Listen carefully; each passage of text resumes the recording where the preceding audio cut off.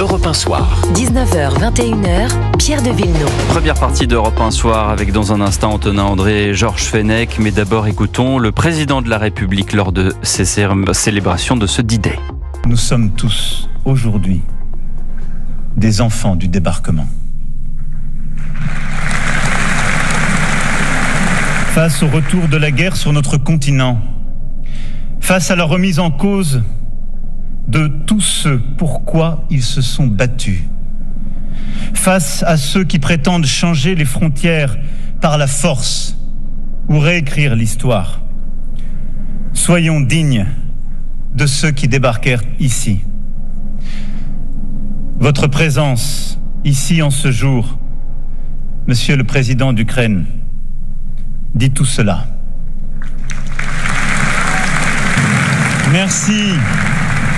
Merci au peuple ukrainien, à sa bravoure, à son goût de la liberté. Nous sommes là et nous ne faiblirons pas. Voilà donc Emmanuel Macron il y a moins d'une heure sur la plage du débarquement à Omaha Beach où nous retrouvons également l'historien Jean Garrigue. Bonsoir Jean Garrigue. Bonsoir. Merci d'être avec nous en direct. Un 80e anniversaire du débarquement sans une guerre en Europe ou aux portes de l'Europe. Évidemment, c'est autre chose que dans la situation actuelle où nous avons une guerre en Europe avec la guerre en Ukraine. Nous venons d'entendre le président de la République, ça prend tout son sens évidemment.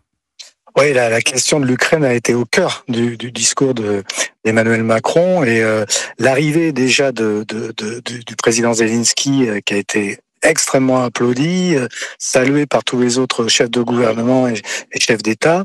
Et puis ce discours où on voyait évidemment, bien sûr, le parallèle qui était fait entre la situation du débarquement face à ce régime qui était le régime nazi, et puis aujourd'hui la situation de l'Ukraine agressée par Vladimir Poutine, par la Russie, qui est un régime autoritaire. En filigrane, ça veut dire que toute guerre peut recommencer à tout moment, Jean Garrigue. Oui, alors il faut mettre en parallèle ce discours avec celui qu'avait prononcé Joe Biden quelques heures plus tôt, où Biden, lui, alors avait un discours encore plus belliciste, et même totalement belliciste, et parlait notamment du renforcement de l'OTAN et de la nécessité de faire la guerre. Alors c'était un discours qui, lui, était largement destiné au public américain en période de campagne électorale.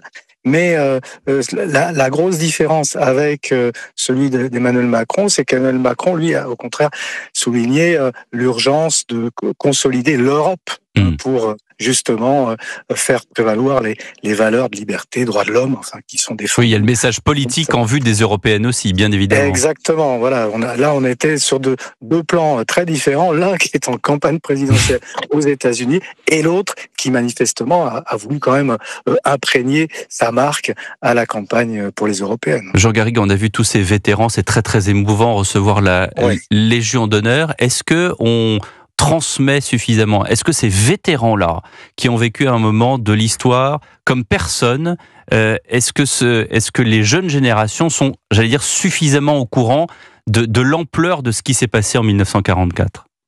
Ce qui était beau, en tout cas, pendant toute cette séquence des commémorations, c'était qu'il y avait énormément de jeunes, que ça soit dans les commémorations, je dirais, franco-françaises ou franco-internationales, ou celles qui étaient organisées par les Britanniques ou les Américains. Et vraiment, on a senti, alors que cette transmission, elle fonctionnait à plein. Je veux dire que l'émotion que tout le monde ressentait lorsque Emmanuel Macron a décoré ces vétérans, lorsque les vétérans ont pris la parole, c'est quelque chose, manifestement, il faut être là pour le sentir, voir à quel point ça imprègne et à quel point les plus jeunes sont très sensibles à ça. Maintenant, évidemment, c'est quelque chose qui vient tous les 10 ans, voire tous les 5 ans. C'est quelque chose qui n'est pas... C'est pas pérenne. C'est pas pérenne dans les écoles, etc.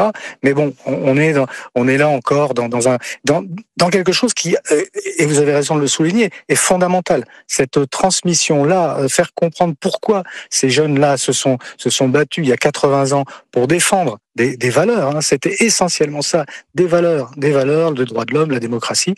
C'est quelque chose d'essentiel. Est-ce que ce qui manque pas aujourd'hui, c'est une forme de patriotisme ? On sait bien que c'est un problème majeur. On vit dans des sociétés éclatées, fragmentées, très souvent claniques. On a perdu le sens d'un certain nombre de valeurs. On est dans des démocraties qui sont fatiguées, qui sont usées et qui ne savent plus très bien ce que représente justement la démocratie, le fait d'être citoyen. Et c'est vrai que des moments commémoratifs comme cela, des moments mémoriels comme cela peuvent permettre justement de relancer, de remettre un petit peu la focale, les projecteurs sur ces valeurs essentielles. Mais maintenant, c'est un travail de longue haleine parce que manifestement, nos démocraties, elles ont perdu le sens de ce qu'est véritablement la démocratie. Merci beaucoup, Jean Garrigue. Merci infiniment d'avoir répondu à nos questions alors que vous êtes justement entre plusieurs événements là-bas en Normandie. Historien, président du comité d'histoire parlementaire, auteur de Jours heureux quand les Français rêvaient ensemble. Je salue Antonin André. Bonsoir, mon cher Antonin. Bonsoir Pierre, bonsoir à tous. Chef adjoint du service politique du JDD. Bonsoir, Georges Fenech. Bonsoir Pierre. Ancien juge d'instruction, chroniqueur, observateur de la vie politique et de la vie tout court.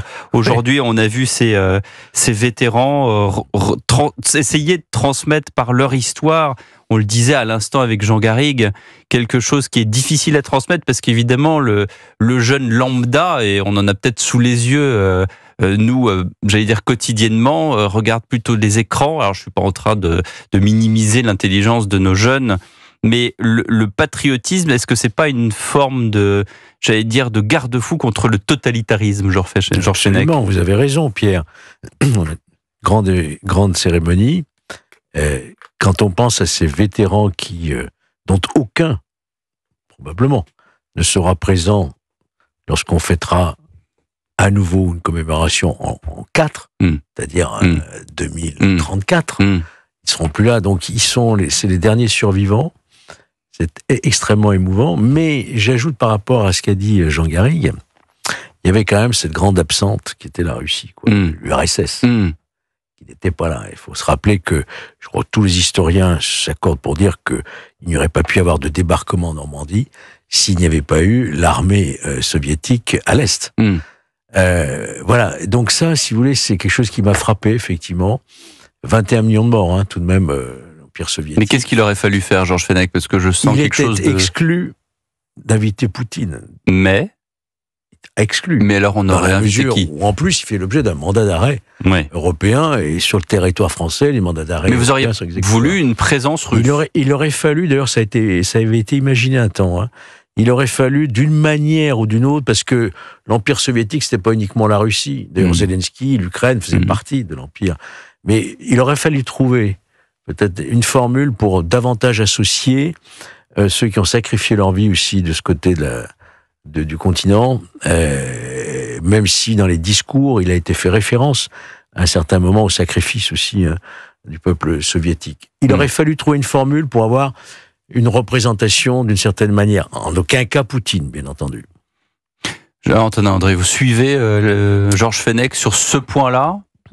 C'est-à-dire sur le fait qu'on aurait dû avoir une représentation russe, quelle qu'elle soit, c'est important. Ça a vraiment fait débat à l'Élysée jusqu'au dernier jour. C'est-à-dire que il y a encore quelques jours, la question de savoir si on pouvait avoir une représentation russe, et les gens autour du président étaient très divisés sur la question. Je pense, moi, qu'il aurait été sain qu'il y ait effectivement une présence qui représente la Russie, qui soit une présence, par exemple, culturelle. Voilà. Alors, on aurait pu penser, ou peut-être un artiste. Je pense à Emmanuel Carrère, parce que lui-même a une histoire, sa famille a une histoire avec la Russie.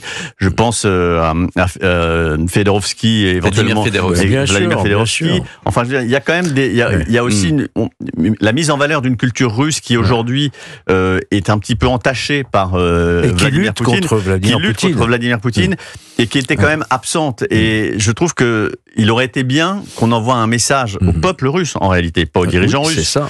Et de leur envoyer un message en disant, vous êtes quand même représentés ici, et on a quand même des choses en commun avec vous. L'histoire nous l'indique, et l'avenir peut aussi dépendre de ce que nous serons capables de construire ensemble. Je trouve que c'est vraiment un loupé de ce point de vue-là, et que Emmanuel Macron et même Joe Biden sont un peu tombés dans le piège du bellicisme et de l'exacerbation de cette cérémonie. Il y a plusieurs choses. Tournée vers une agression contre les Oui, mais Russes. là, Il y a la clarté du message d'un côté, et puis après, il y a des coulisses, et je ne suis pas dans le secret des cieux, mais je crois savoir que quand Zelensky se déplace, il ne veut absolument aucune partie, entre guillemets, adverse autour de lui, même un petit message, incident. Voilà. Je pense que dans ces cas-là, il vient pas. Mais je pense que Zelensky doit entendre que Vladimir Poutine n'est pas la Russie, que Vladimir Poutine et le pouvoir russe n'est pas le peuple russe, et que d'une certaine façon, c'est aussi notre rôle de faire en sorte, à un moment ou à un autre, d'avoir des passerelles en parlant au peuple et non pas à leurs dirigeants. Et Zelensky, je pense, devrait comprendre ça. D'ailleurs, il y a des Russes qui combattent aux côtés des Ukrainiens. Bien